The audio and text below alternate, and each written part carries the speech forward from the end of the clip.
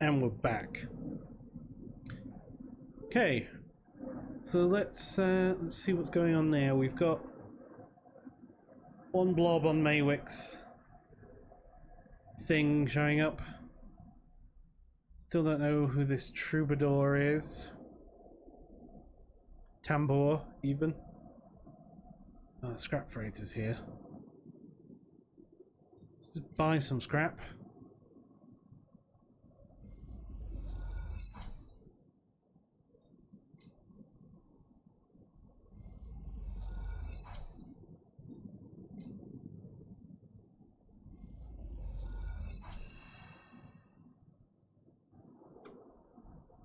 There's my scrap allowance.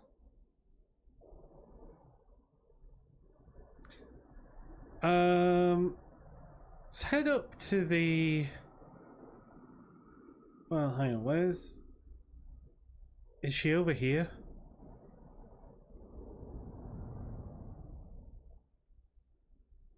It's the farm stacks. Ah, the mushroom groves. While the grove mushrooms are dangerously inconsistent, spores provide a chance to gather or study these species in untouched form. I need Intuit for this. What about the farm stacks? So I can barter for food. Can steal. Or I can work them. Let's... If we barter... Oh, it just gets me energy.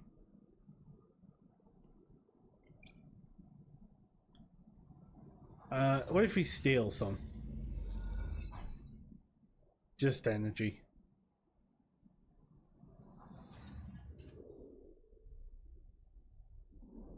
In the Greenway. Just walk the Greenway. Ow, we failed that.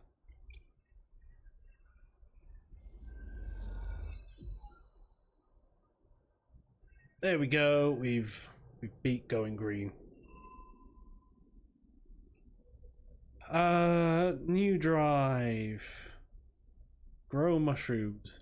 Yeah, Avery would be the perfect place to grow mushrooms. With some work, that is. So we can clear the overgrowth.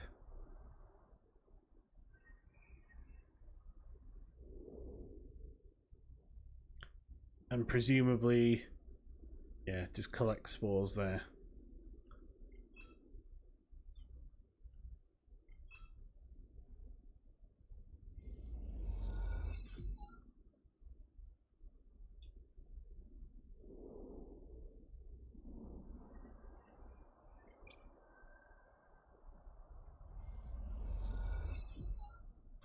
Okay, so now we know what we're doing. We're growing mushrooms. This is our goal now.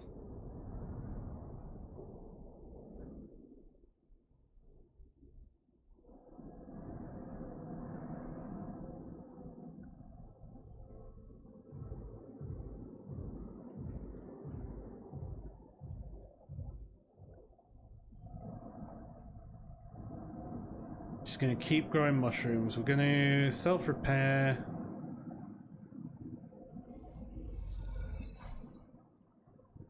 One there, so that we keep our 5 dice for a bit longer.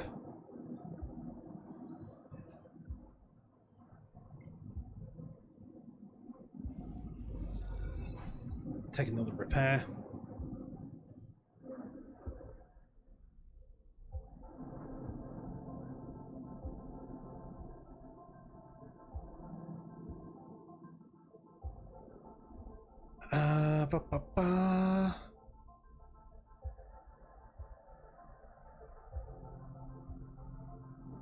The import export, you sell ship mine, you export those. Yep, we're definitely going to go clear the area for the mushrooms. What are you? Tambor. Oh, this is where the ambergris is. She's brought the ship around.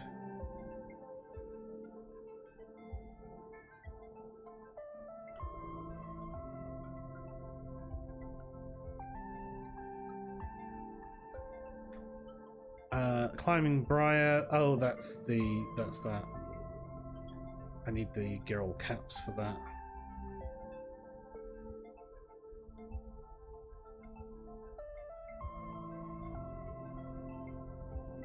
So let's carry on clearing this.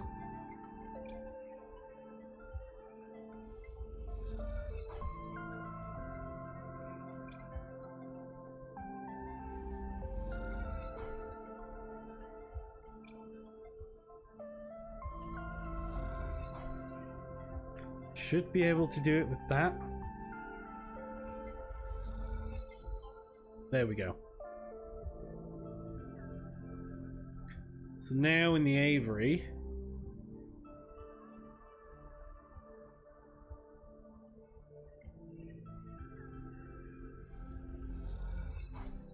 we plant the spores.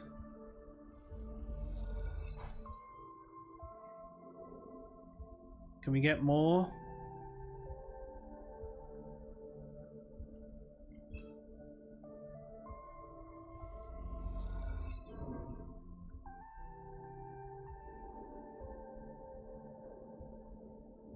Okay, never mind.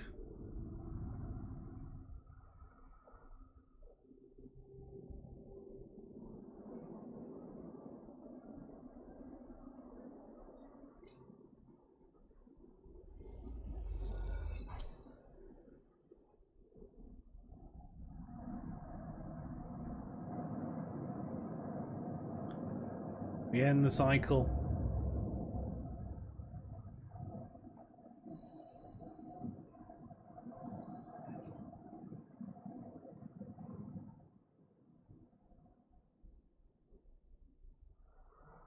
Okay, let's head back over. Take the ferry.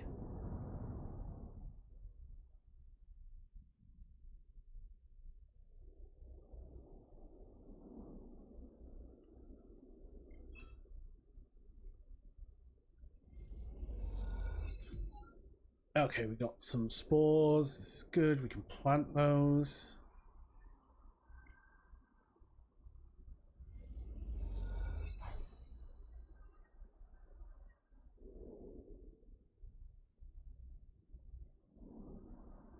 Okay, so you just need to leave those for 4 cycles. Okay.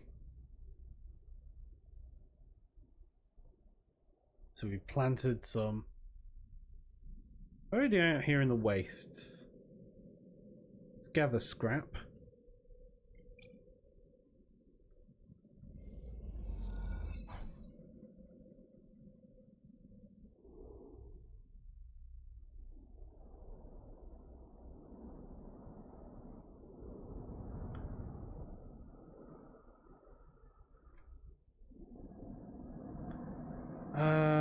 Let's head home.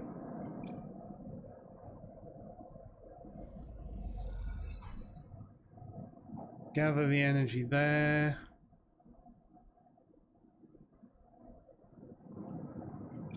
Sure, let's gather some more energy. Because it's free.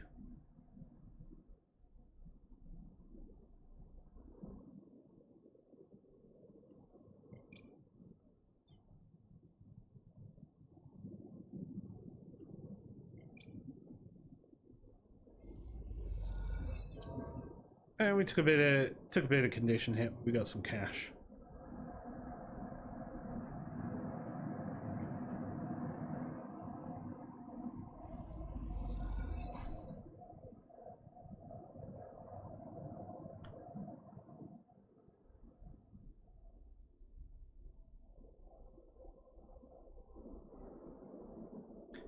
I need so much more cash because this is expensive.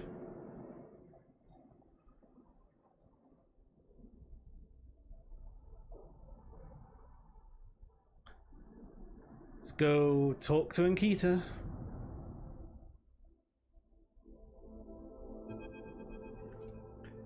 You spot Ankita on the track to the farm stack.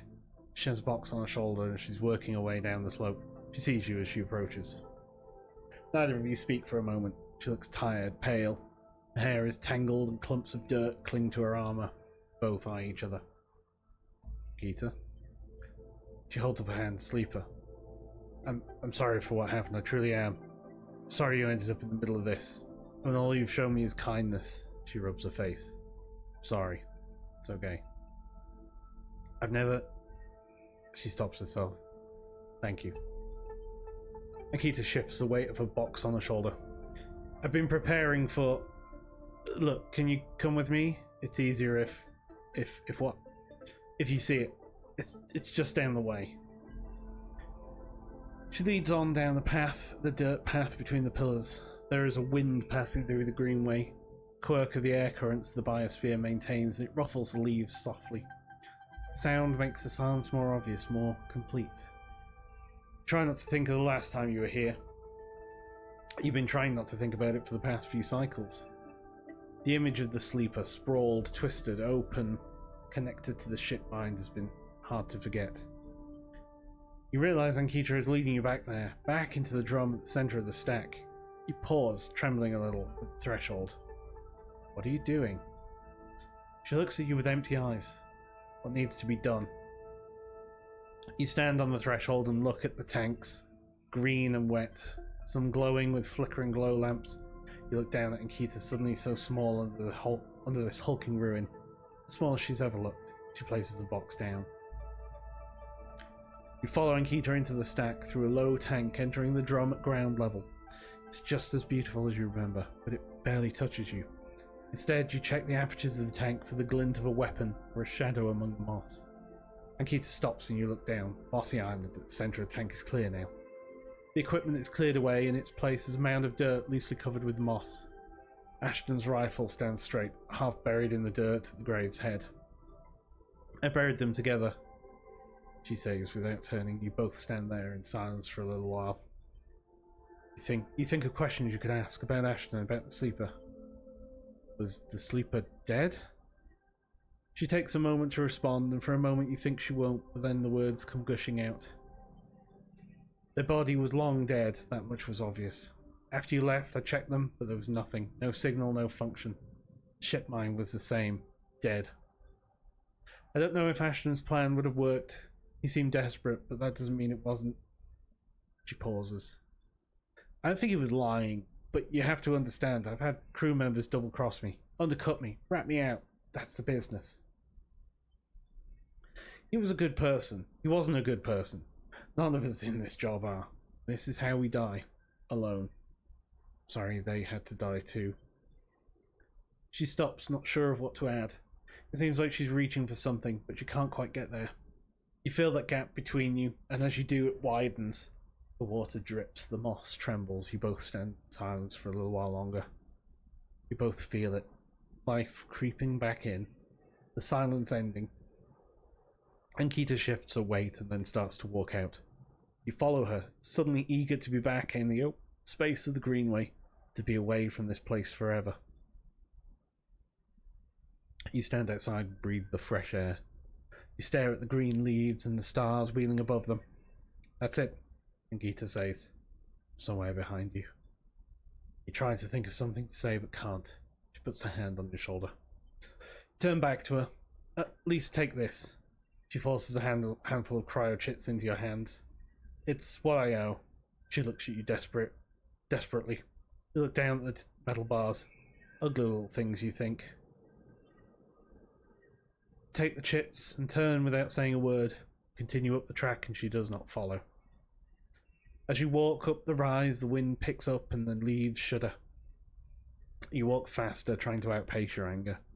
The chits are heavy in your pockets, and you hate them for reminding you of how little a life is worth. Oh, that's 200 chits?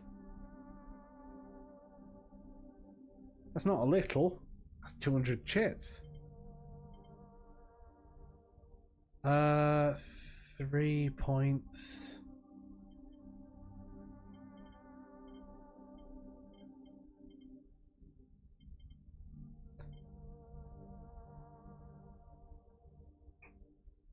So we need to hold these points for a while. Intuit is quite nice. I kind of want to get up to 3 points, or at least up to 2. Hard to kill. Seems meh. Icebreaker seems useful. Cryo actions. That probably is actually going to be good.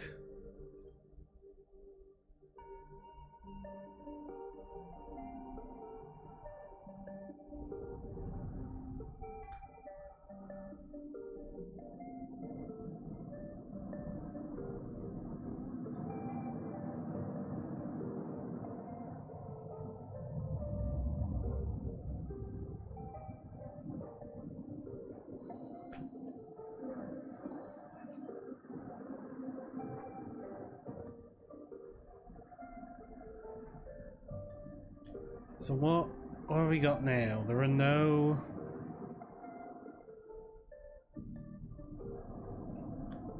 That's one of the drives dealt with.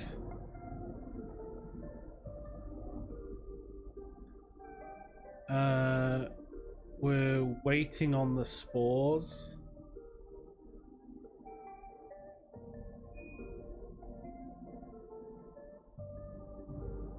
Fine, let's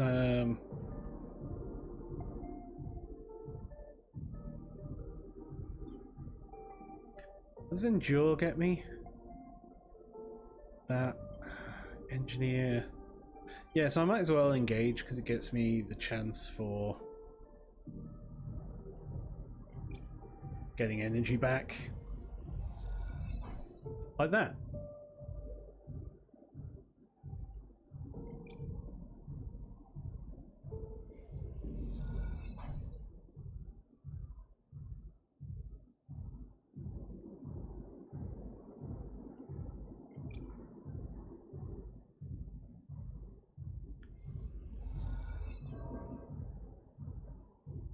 Did gain the energy back, and sure, let's not even bother with that one.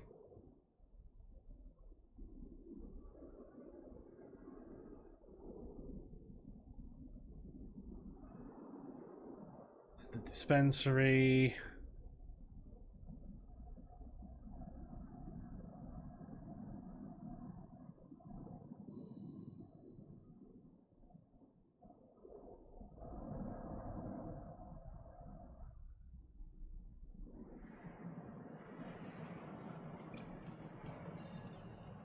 No point doing that one.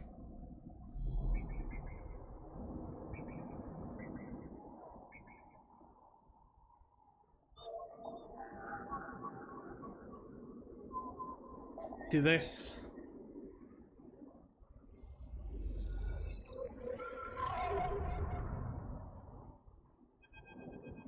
And then the hunter's back. Those familiar threads wrap around you, bind you, test you. Entity submit. Hunter's strange head bobs in your vision. Your ally in the sealed dock cannot save you. In that globed head you see whirling strings of data. So many spinning there that they threaten to tear through the thin skin and whip her out into the void around. What happened to this creature? Threads squeeze and you lose any sympathy you might have had. Must escape. You lash out once more, pushing the hunter back, severing threads that regrow as fast as they are broken. As you slip away, you realize you have to find a way to deal with the hunter once and for all. It's getting too dangerous.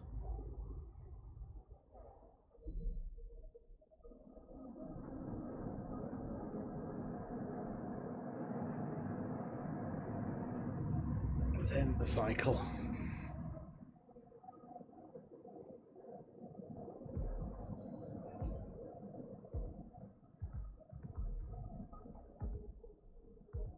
A merchant freighter.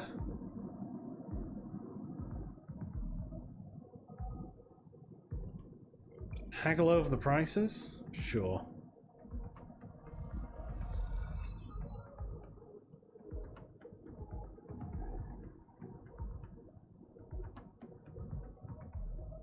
$40 for a ship mind? Oh, it's a ship mine fragment. Okay. That's not terrible.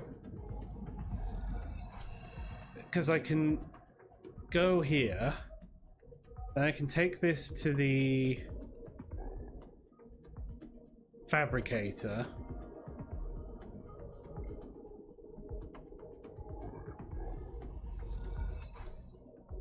And craft a ship mind. Then I can take it to the import-export and I can sell it for 150.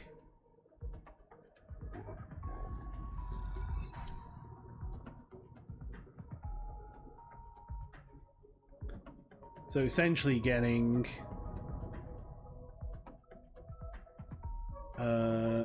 some... If I'd bought 3 ship mine fragments, essentially that's 120.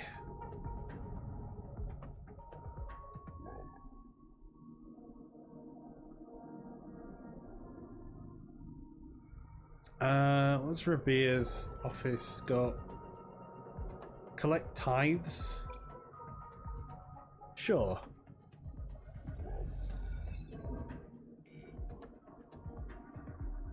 Oh, I lost some condition. Need food.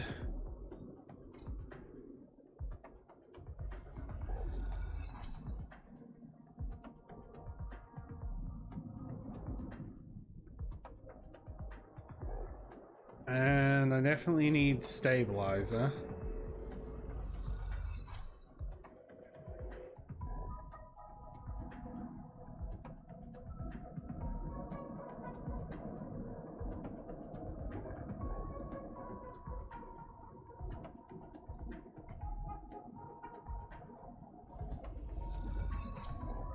That's only like 10.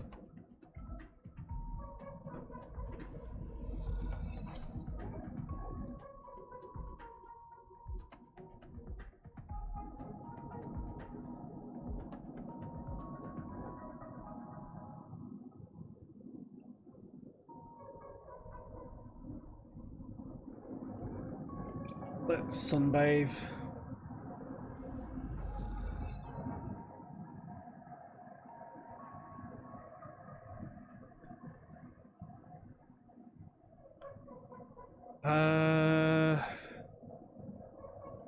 Sure.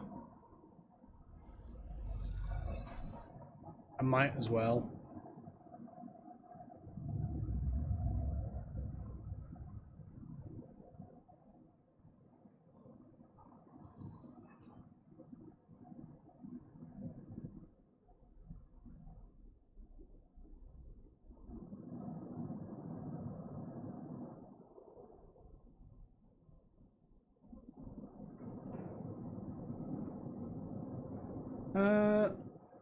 Sure, let's engage here and try and do this and get some... Oh, that gets me cryo.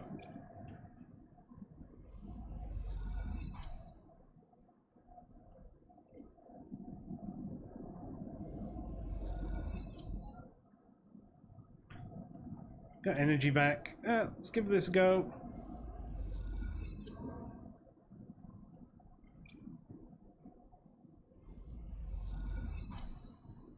There we go.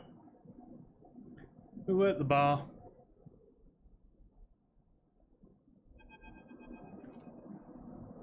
The Girol slides from the bottle into the lumpy recycled glass.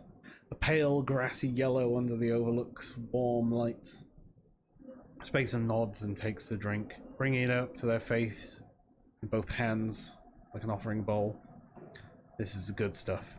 Stuff Tala says is aged in wooden casks, stored in some closed-off part of the old station, among corroded wires and softly looping systems.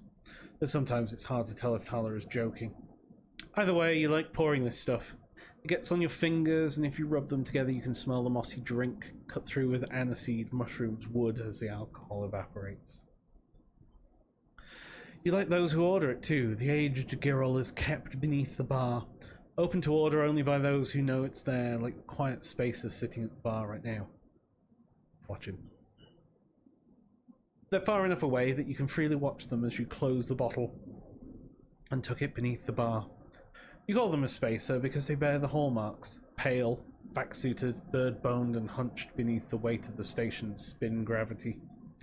But the closer you look, the less you see a type. Pale eyes, almost grey but kind. Delicate fingers that lightly drum the bar as if it was an instrument. A shock of black hair almost covering a forehead scar. Scars are something you've learned to value. They're what marks out your body from the hundreds, maybe thousands, who knows, of similar models that rolled out of SNARP's biolabs. You find yourself rubbing one on your forehand. A rough little split, something that on the good days you might think of as a mark of defiance. Suddenly you hear a heavy clunking at the door. It creaks open and a huge cylindrical metal tank tumbles through, slamming into the floor. Shit. Tala breathes in from behind it, a whirl of hair and bright eyes. Shit, shit, shit. Tala? Sleeper, can you help me with this? You look at the huge metal tank suspiciously. How did you get that up there? Are you gonna help me or what? You come around the bar and get to one side of the tank. Okay, on my count. 1, 2, 3. You both heave the tank up to standing. Somehow you hold it in place, struggling to keep it steady. Where's this going? In the back comes a voice from behind the tank. Somehow you manage to lug the huge thing into the back room, where you place it in one corner, dwarfing the rest of the contents in a cramped space. As you do, you hear a crunch. You stand back and look at the expired rations oozing out from under the tank. Oh shit. I know you like those. Good riddance. Oh good. I thought maybe liking expired rations was some kind of sleeper thing. You hear that you push the crushed rations to one side. That's the end of that. Tala looks exhausted and rubs her shoulders. Francis, I swear to... Francis? Francis, I heard him mentioned already. I mentioned him already. My guy on the door, deals with suppliers. Tall. He was supposed to be back from Etienne's in the Greenway by now. Back with our girl. She leans against the tank. Seems like he's got lost again or joined the High-Fae commune. We need that girl.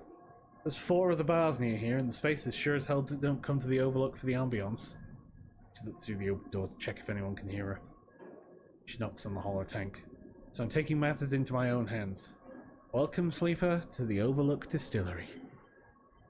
You look around the dank back room. Need some work. Well... I might need some help, though, she shrugs. You up for it? Could be fun. Happy to help. Okay! I'm excited. She turns around and looks at the tank. I reckon we chop this thing in half, one half for fermentation, the other half we turn into a still. We'll also need to gather the ingredients. You're more like a chopper than a gatherer. Now how about you build the still and tub while I work on the rest? Oh wait, Sleeper, I have an idea. Tal's grinning now, making you nervous. To make up for the rations, how about we put a kitchen in here? Will it fit? We'll make it work. This is going to be great. She says to herself. You look at the dented tank in the bare room. She has a vision. Tala nudges you out of the back room, closes the door, and you go back to the bar. You hear the banging and thumping begin. The spacer finishes up their drink and nods in your direction as they leave. You can't quite tell if it's a gesture of sympathy or good luck. So much for a quiet shift. So new drive, improve the Overlook. So we can build the still or take on more bar shifts. So we need to improve the still, but that's engineering.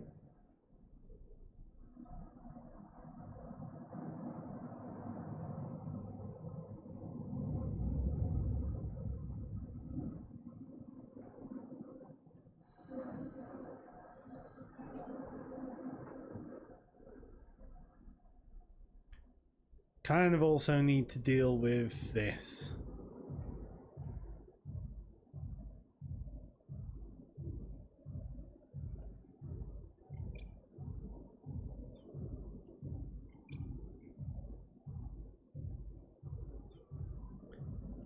Sure, let's do this.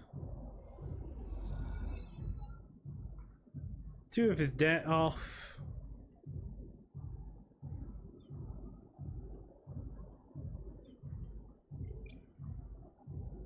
Sure, let's give 3 a go. Got a bit of his debt gone.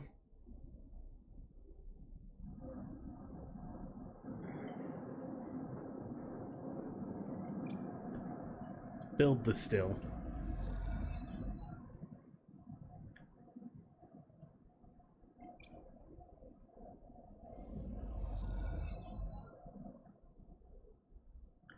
That's going to take a while.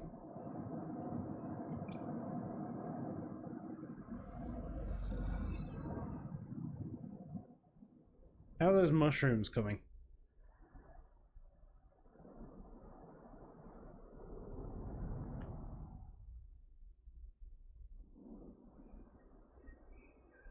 God, I need to harvest them as well.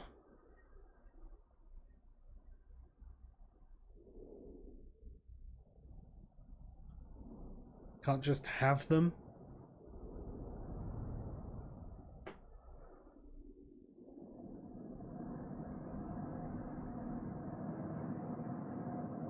Okay, fine.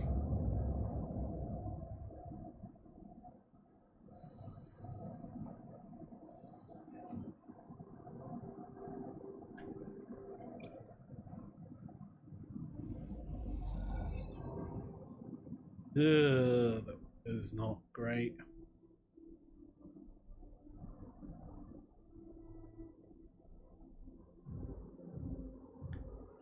Well, we'll work at the front.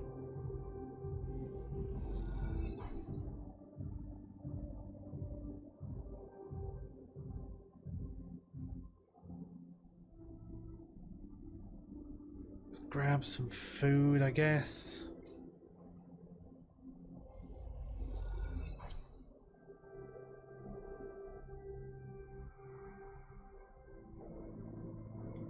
Harvest those mushrooms.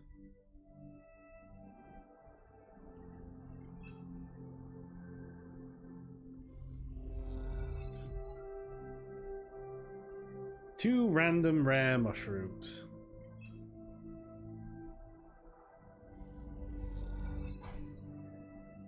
Ah, some Girol caps.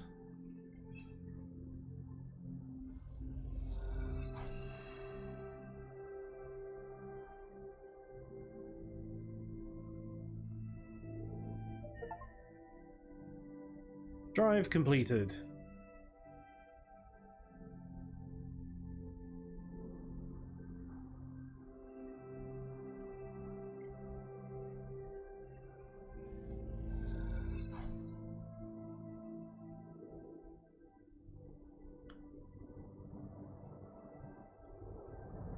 Okay, so you need 3 Matsuki caps. Okay. You want...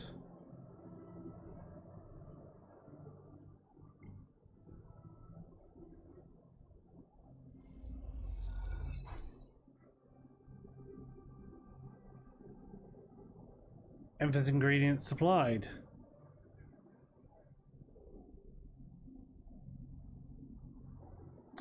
Oh, so he's working on gathering the ingredients and preparing the mushrooms. He doesn't like to rush things. That may be problematic.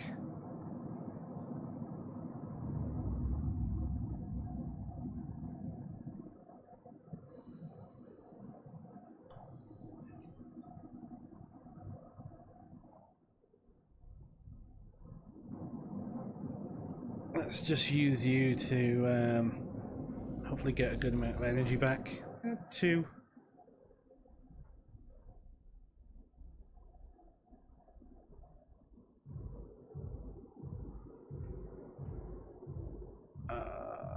We'll use the 3 here.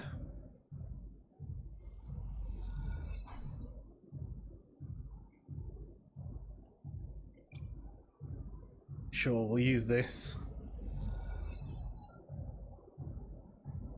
And hopefully here we can complete this. There we go. They're never going to release my debt, the shits.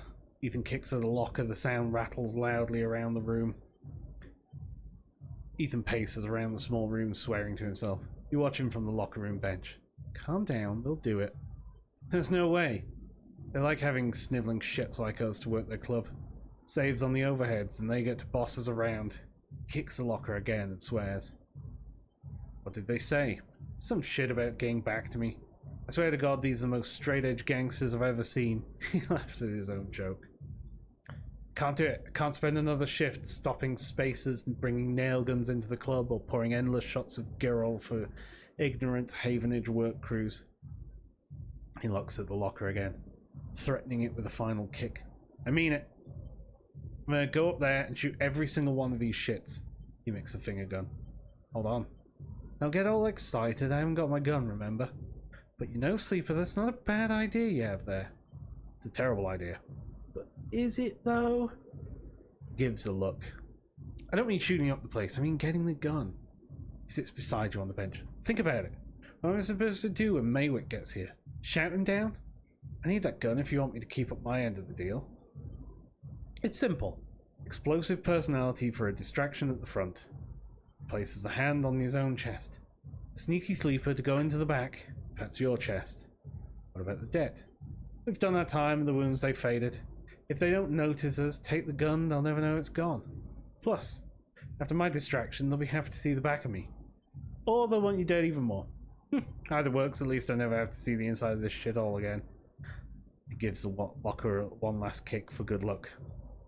Let me know when you want to do this, then we both move as one and meet up in Bright Market after. But don't take too long or I really will shoot this place up. You know I'll do it.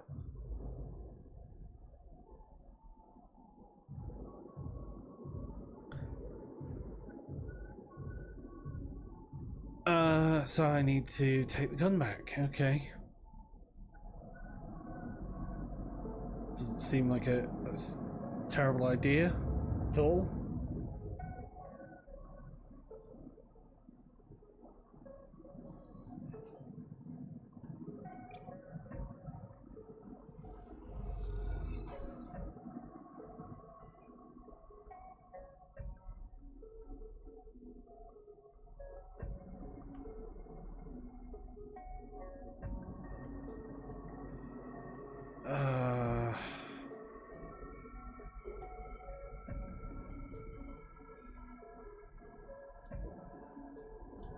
Let's go plant some more. Let's go harvest some more spores.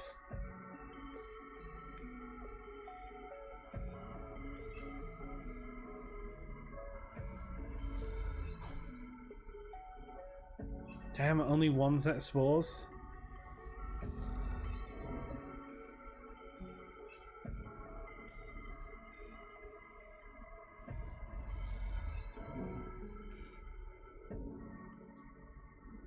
Fine.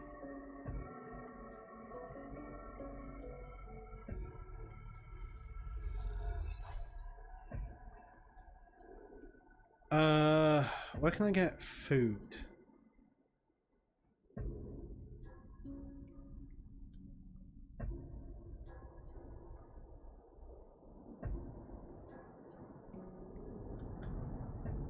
Where can I get food? Oh, I've got 2 upgrade points.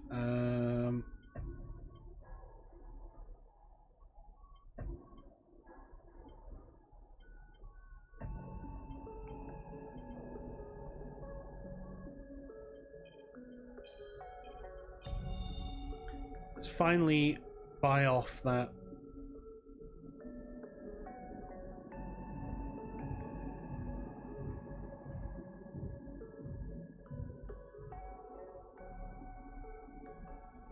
Auto exchange.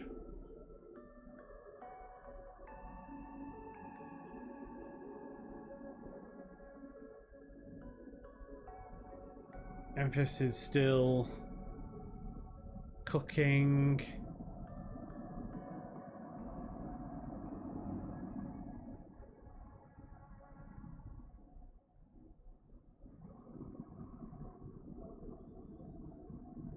Nowhere.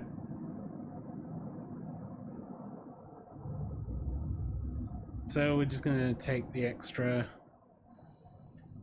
condition damage.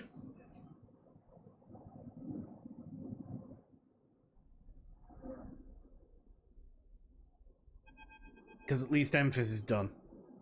Emphasis preparing the Girol caps. He has had to heavily adapt this recipe, he says, but the smell is already incredible. It emanates from a strange purplish white bulb you've never seen before. He's slicing it finely.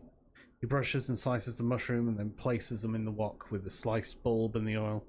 They caramelize there in that well-worn crucible. He adds liquids, transparent and opaque, turns down the heat. A sprinkle of leaves is the final touch. You have a moment, Sleeper. You have a story. Something in the scent of the food gives you a feeling of nostalgia. Something distant and melancholic. It seems like the story you should match that feeling somehow, and maybe you'll feel better for telling it. You start by explaining that when you are emulated from a person, many of your memories are left behind. Perhaps it is an intentional part of the process. Perhaps it is a way of keeping sleepers ignorant or malleable. Or perhaps a side effect of the imperfect emulation. You admit that you really don't know. What you do know is that some memories survive, and on that occasion they come back to you like shadows passing overhead. You detail one recurring memory, which, despite you returning to you with enough regularity for you to think it familiar, always fades as quickly as it arrives. You struggle to explain the feeling of being whole for a moment comes with this memory, and then how that wholeness slips away to leave you feeling like you've forgotten something important, but just can't bring it to mind. Emphas nods throughout, cooking as he does with deft, skillful movements. You start to trail off when you realise you can't find the words to explain how the memories you do have feel like both yours and someone else's at the same time, and how that always fills you with a certain sadness.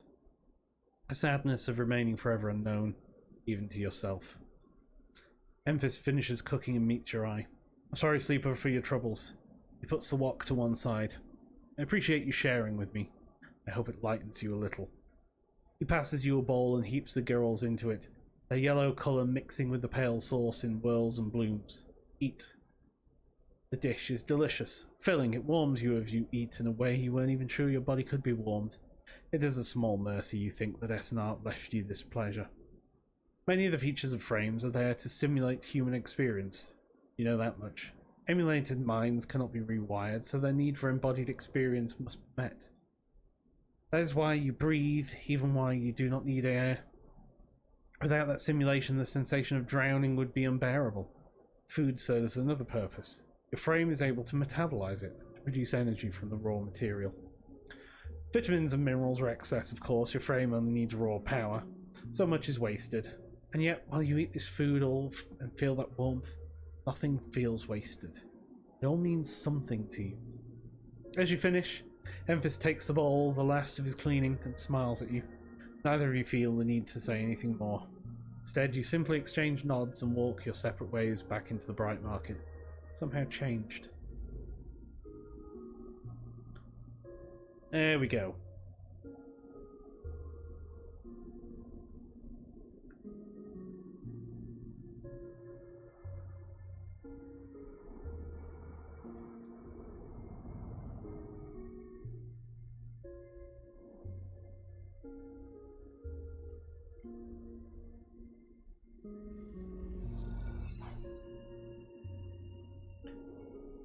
So I can plant the last of these spores. So now they'll take a few days, 4 days.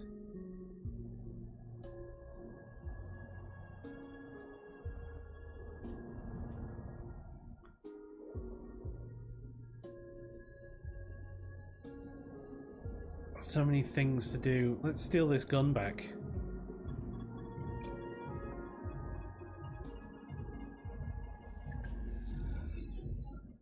Grab the gun. The gun tucked safely into a pocket, you work your way down the stairs that lead up to the office. The doorman passes and you exchange nods. Seems like you're in the clear. You hurry on, eager to get out before anyone spots anything. As you come down the main stairway into the front of the club, you see Ethan entering. He has a dark look in his eyes which troubles you. He's reaching into the pocket of his coat, slowly, carefully. You catch his eye and he raises an eyebrow. You shake your head. A long pause. Then he nods and turns around, walking back out of the club. You exhale, not realizing you were holding your breath. And then you're out. Without a single shout, without anyone noticing, you meet Ethan around the corner on a quiet, bright market walkway. You have it. He looks nervous. What are you doing back there? I was about to start a distraction, just like we agreed. Just show me. You lift it out of your pocket and it's colder and heavier than you expected. Ethan watches you take it out. Nice. Now, if you would... A memory jumps into your mind of Ethan in the compressor. Hand out, asking for his gun back. A memory followed by the memory of a sharp, dizzying pain. Flinch. Come on, hand it over. No. Funny. So you can learn, he smiles. Well done you. Unfortunately, it's a little too late. You notice the hand in his pocket. He's had so many cycles to try and end this, and yet here we are. What are you talking about?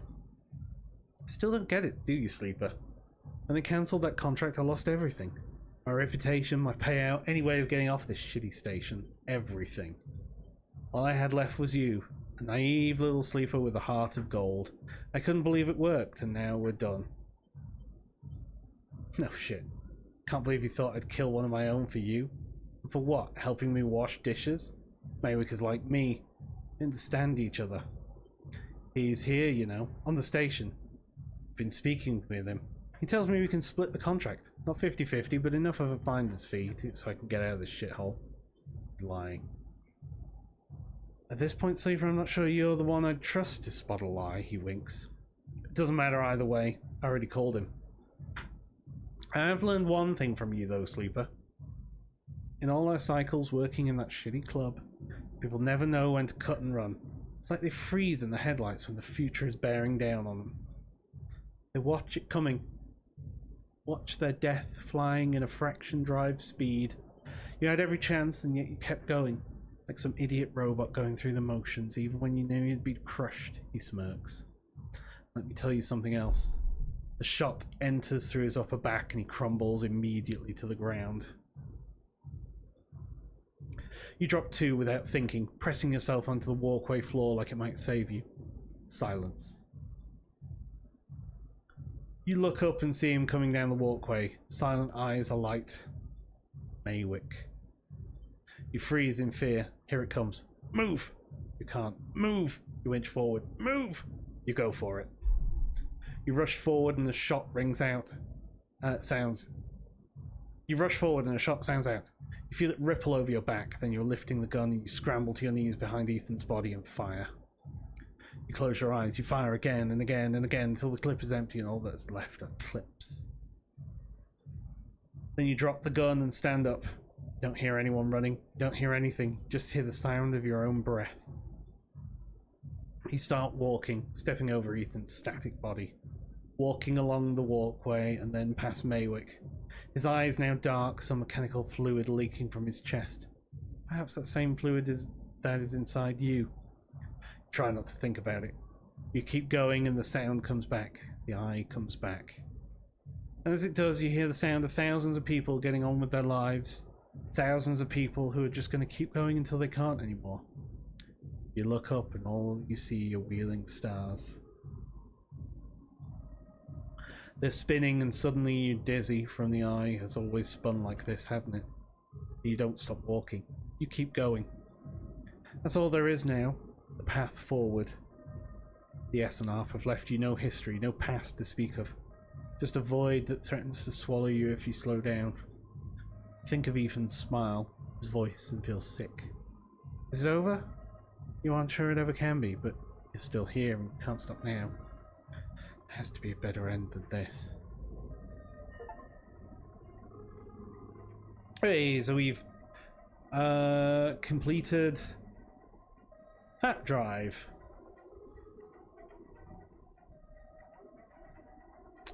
Which is good. So for YouTube, that seems like another good place to call it.